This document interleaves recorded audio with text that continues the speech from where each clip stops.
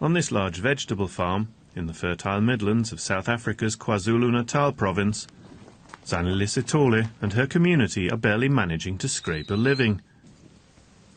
Production has decreased dramatically since the 237 hectares were transferred to their ownership under the Land Reform Programme 11 years ago. Now less than 10 hectares are under production. This farm, long time ago, should be a big farm to plant, but now have got nothing in the land.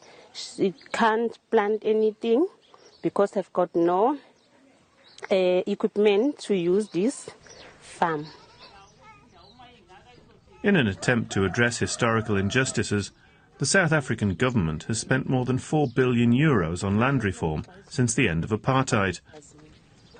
An estimated 10% of agricultural land previously in white hands has been transferred to new black owners. A total of 30% is earmarked for redistribution.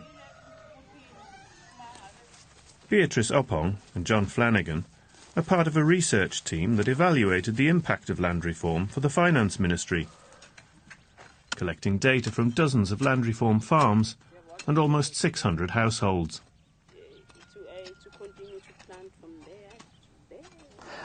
This farm is a very typical example of what we find in land reform farms across our sample.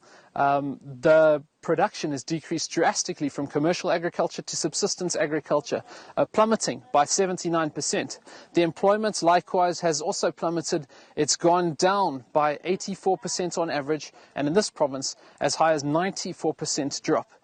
What we find is that families across the board are also struggling to feed themselves. In the same valley as Sithole's land lies Manana Farms, a large peach and vegetable farm that was transferred to the local community 8 years ago. More than €1 million was spent making this farm viable.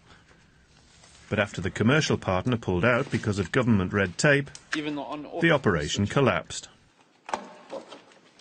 So we've got land, we've got implements, we've got machines, we've got investments on land, big businesses that had been handed over to beneficiaries who have no idea, who were just average farm laborers or farm tenants on these lands. They cannot farm the land, they cannot run the farms, and they are hungry out there. They cannot eat these lands, they cannot eat the machines, and the land has just been abandoned at the end of the day. But people are still hungry out there. Apart from bureaucratic hurdles, the report indicates that land reform farmers generally lack access to finance, training and comprehensive and ongoing support. Addressing these shortcomings is a matter of urgency in politically and economically volatile South Africa.